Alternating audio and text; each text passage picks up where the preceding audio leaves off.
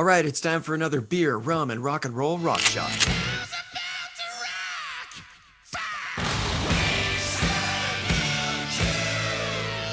This time we're celebrating the 40th anniversary of AC/DC's 7th studio album, For Those About to Rock. Released on November 23rd, 1981, the album was the follow-up to the 25 times platinum Back in Black and has sold an estimated 7 million copies worldwide.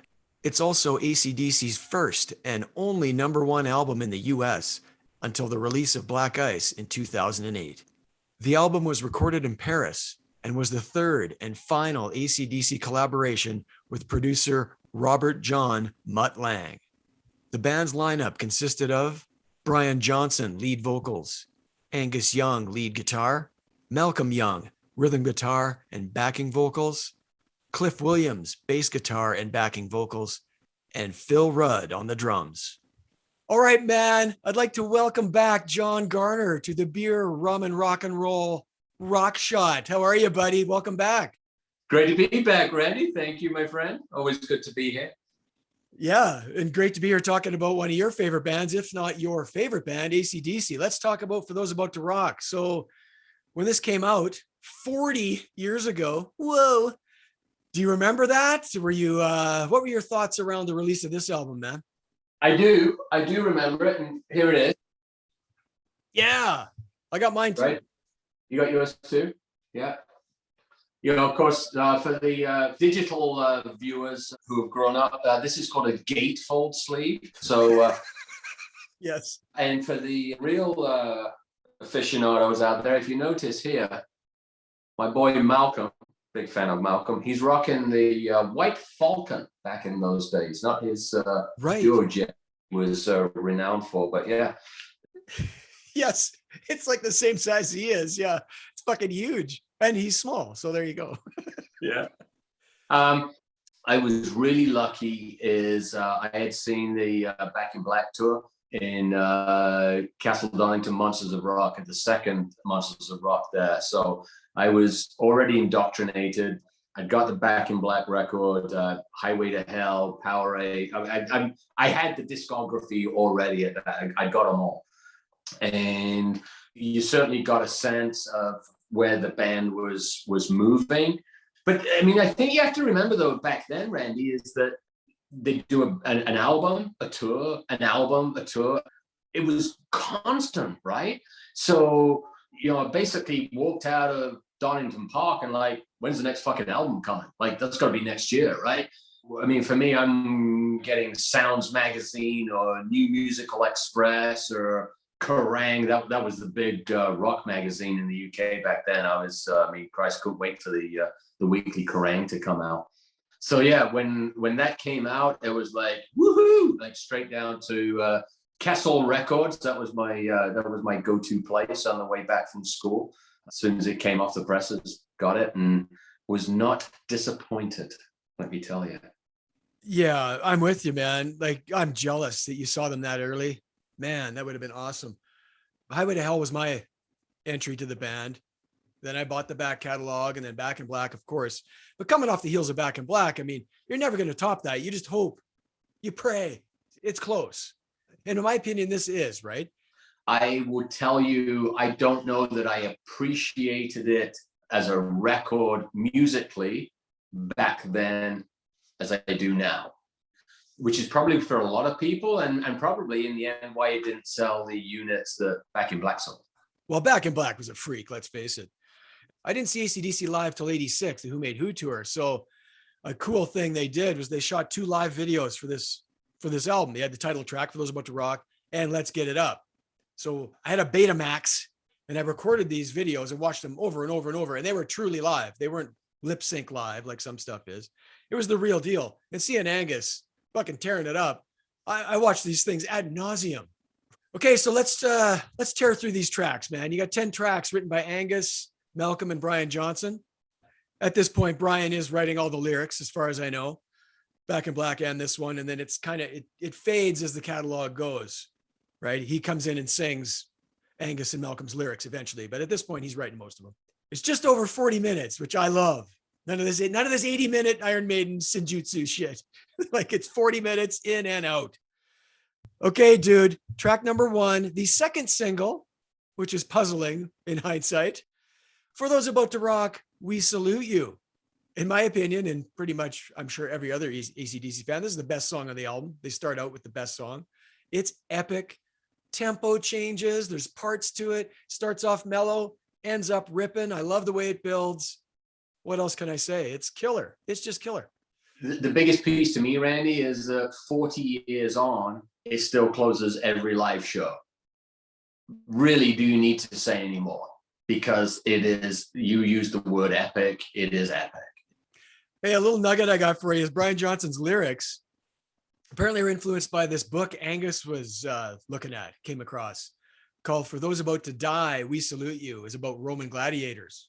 So apparently it's an oath that each gladiator would say to the emperor before he went into battle. They would say, Hail Caesar, we who are about to die salute you. What a great gig. That sounds like a great gig. But anyway, that's where the inspiration came from.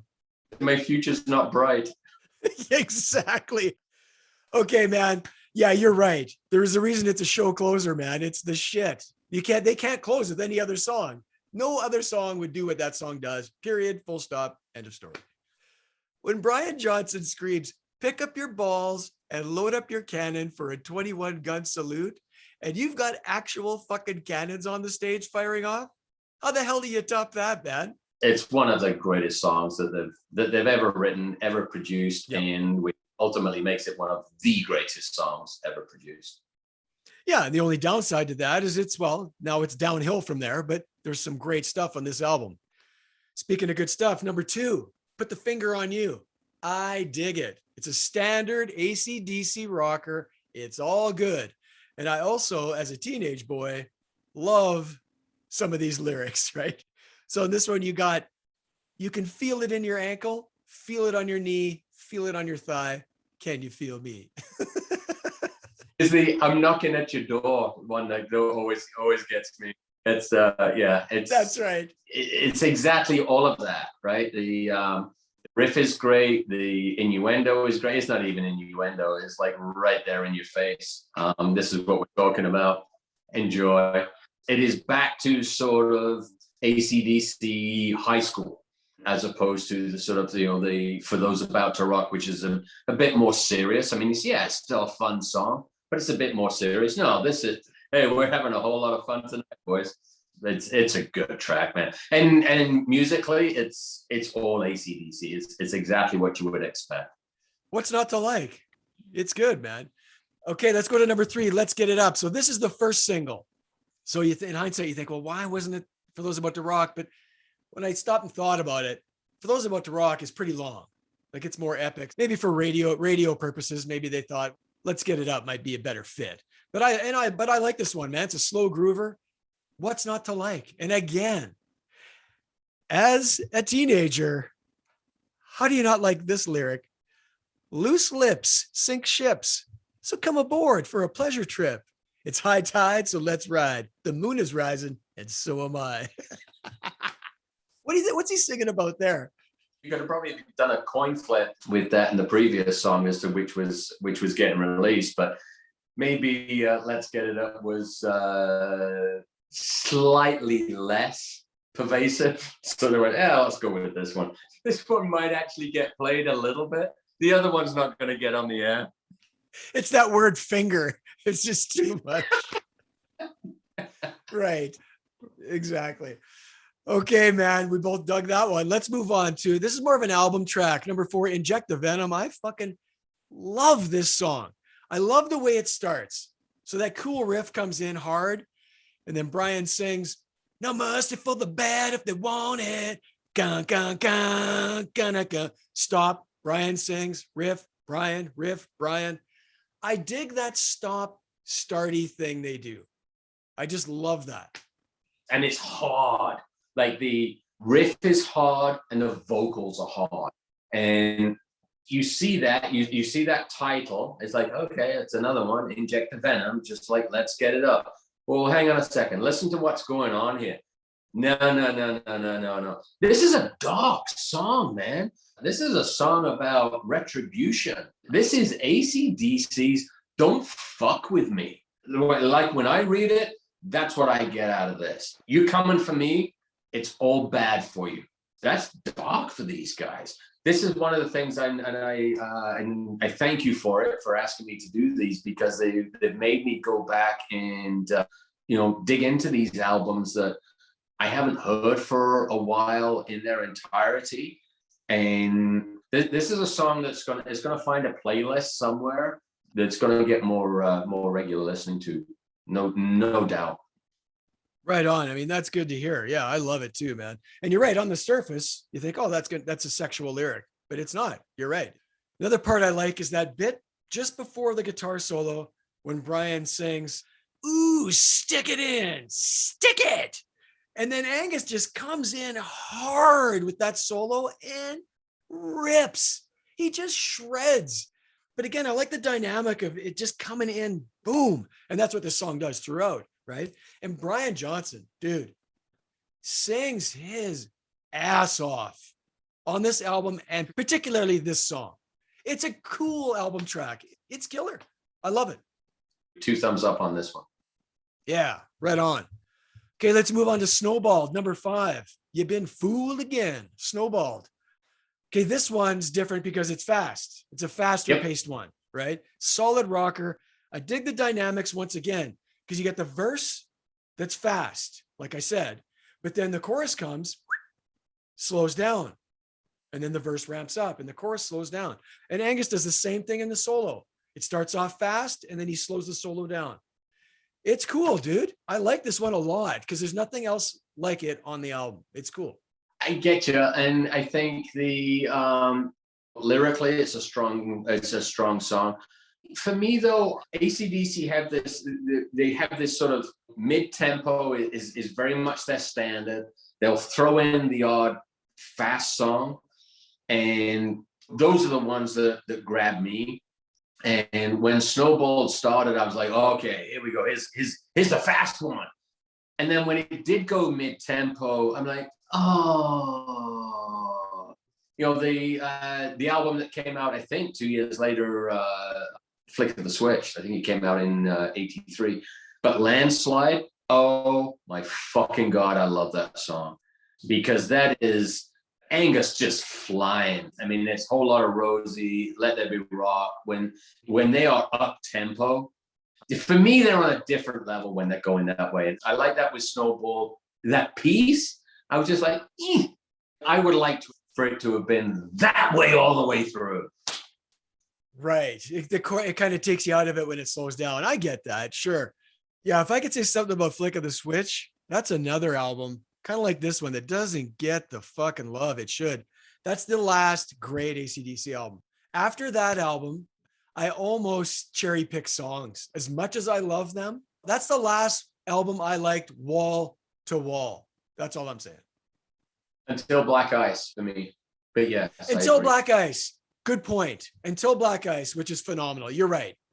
Okay, man. Number 6, Evil Walks. I love this one too, dude. It's a mid-paced bluesy track. Again, different than the other tracks on the album.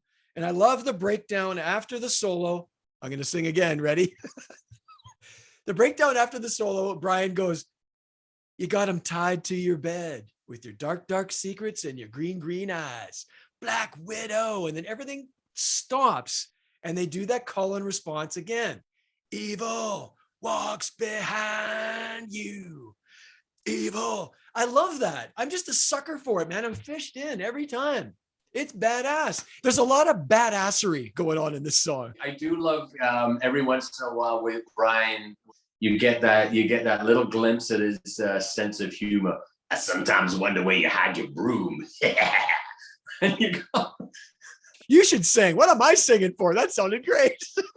Those little nuggets periodically, right? And it's like, because it's a dark song. You use the term bluesy.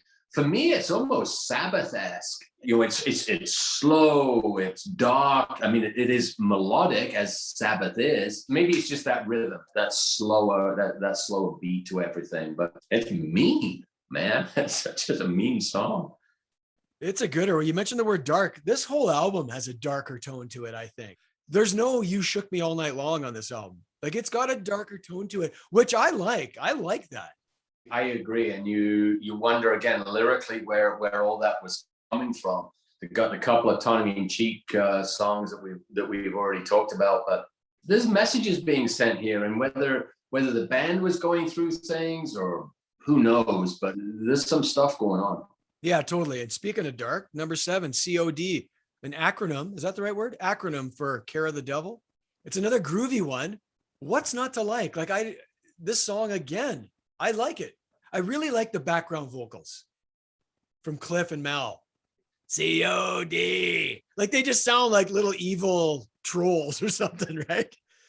And again, this solo from Angus is tasty as shit.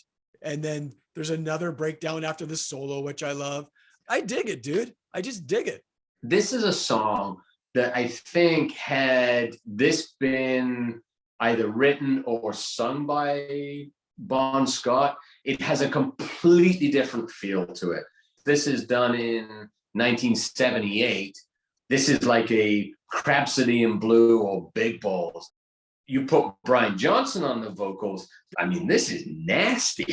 This is a government health warning song. That's what this is, right? This isn't a party. Hey guys, you might want to wear 2 on this one. This is like, no, don't go in that house. Stop.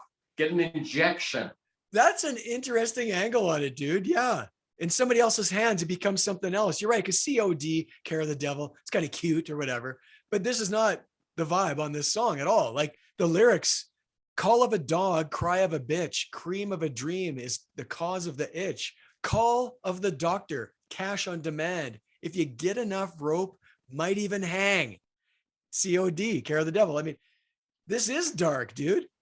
And speaking of that, at this time, especially going through the US, the Bible Belt and all that, the Christian right was getting right torqued with this band, right? PMRC, is that what that was? Well, that was part of it, PMRC, Right. but like just the religious right in general. Yeah. You know, there's after Christ, devil comes, that stupid fucking phrase. They got the name off a sewing machine, did they not? Anyway, I digress. But lyrics like this aren't helping, which is great. Anything that pisses off those people, I'm all for. But yeah, they're getting picketed and stuff. Picketing AC/DC, like, in hindsight, think how ludicrous that is. If they only knew Manson was around the corner. Hold my beer. Get a load of this guy. Yeah, I mean, and anything that pokes the cage on that, I'm all for. But yeah, you're right. It's a dark tune, but it's cool as shit. Okay, man, let's move on to cut 8, Breaking All the Rules. Here's where it takes a bit of a dip for me. I mean, it's not like this song sucks by any means. It doesn't. But it is one of the weaker ones on the album, in my opinion. It feels a bit phoned in, especially the chorus. Keep on breaking the rules. Come on, get ready to rule. It's just not that memorable musically or lyrically for me. It's just okay. On the AC/DC curve, it's just okay. God, this is getting painful because I keep agreeing with you on this stuff. So this is a great example, Randy, though, of the timeline back then from album to album was so condensed. I mean, you got to think they're recording this. What was it? September to, when did it get released? November 1981. So September to November, I think, is the window. So 3 months. That feels to me as like, hey, we need this amount of songs on the record. This is your time frame to get it done. It's formulaic. It's about being a badass, whatever. It's nothing much. If I had written it, I'd be thrilled. Right. Again, on the AC/DC curve was what we're talking about. Yeah, totally.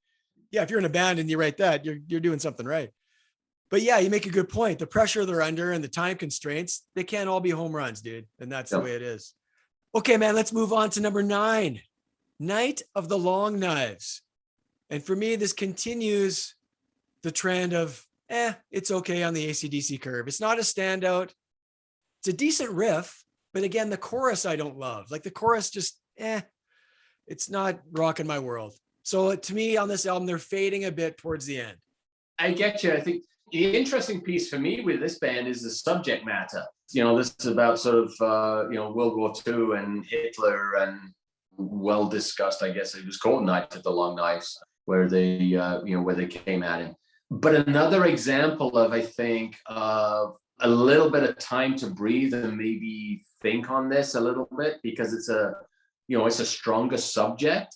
Maybe more attuned to Bruce Dickinson era Iron Maiden than 1980s AC/DC. But this song probably warranted 10 minutes as opposed to 3:30.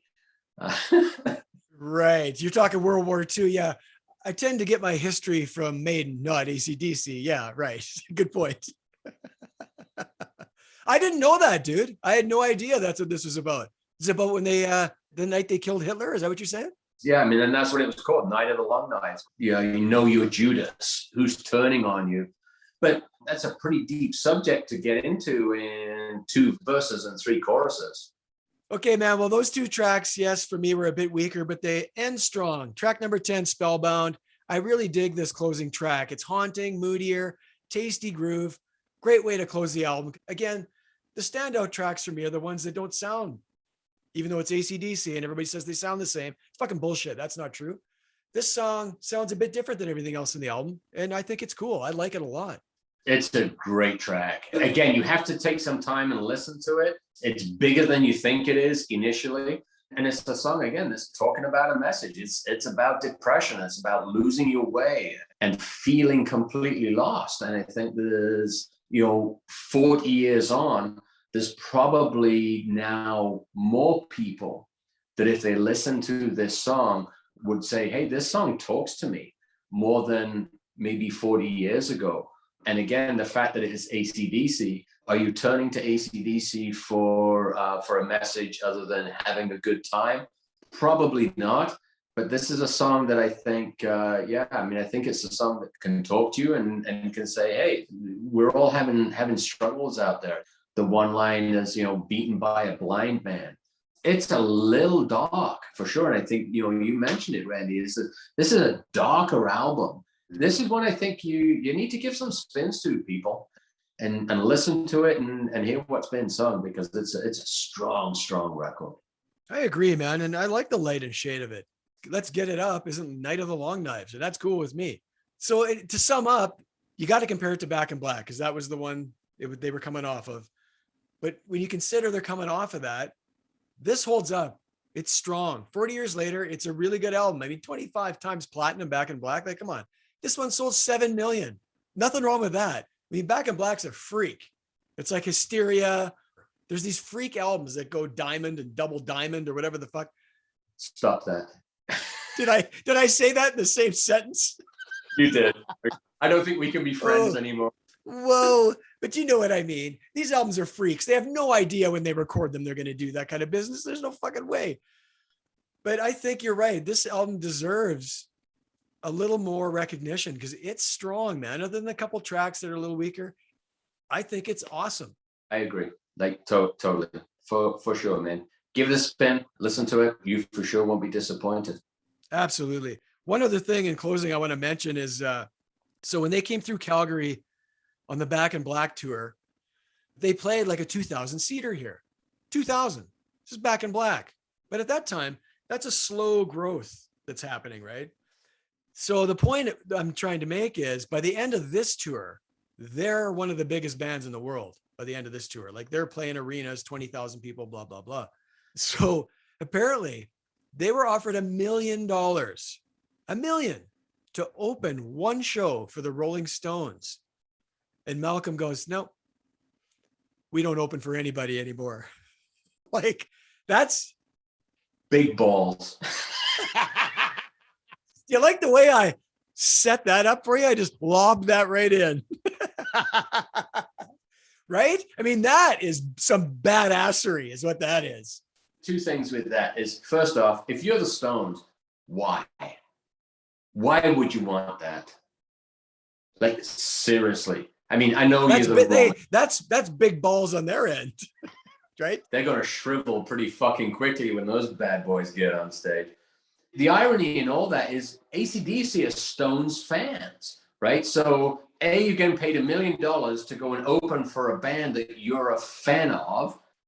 seems interesting. Then you fast forward to the SARS benefit in Toronto, where they did in fact open for the Stones. I mean, co-headlining or what have you. And if y'all haven't seen the YouTube videos of that, you got to check it out, because I can't remember the song that they played, but Angus and Malcolm come on stage with the Stones, and you got two people doing what they enjoy, having fun. Nothing's better than that. You're right. That clip is awesome. And it's cool to see Angus without the uniform on, just having a blast. Yeah. And I know Keith, when he first heard Power Age, that's when he's like, oh, these guys are fucking awesome. Love these guys. Right. That was his gateway in. And he's a huge fan of the band. Well, that's why they wanted him to open, obviously. But you're right. That's an awesome clip. And I'll post a link on this for sure. Okay, man. That's a wrap. Thanks for hanging, as always. It won't be the last time, I can tell you that much. I hope not, man. I'm looking forward to, I don't know, whatever. You call, I'll be there. Okay, as always, follow us on social media. We're on YouTube. Hit subscribe if you like what you're hearing, like what you're seeing. Let us know, man. And hey, in the comments, let us know what you think of this album. We'd love to hear from you. Right, John? Let's get it up. Let's get it up, indeed. The moon is rising, and so am I. I gotta go. All right, man. We're out of here. Keep rock alive, motherfuckers. We're out.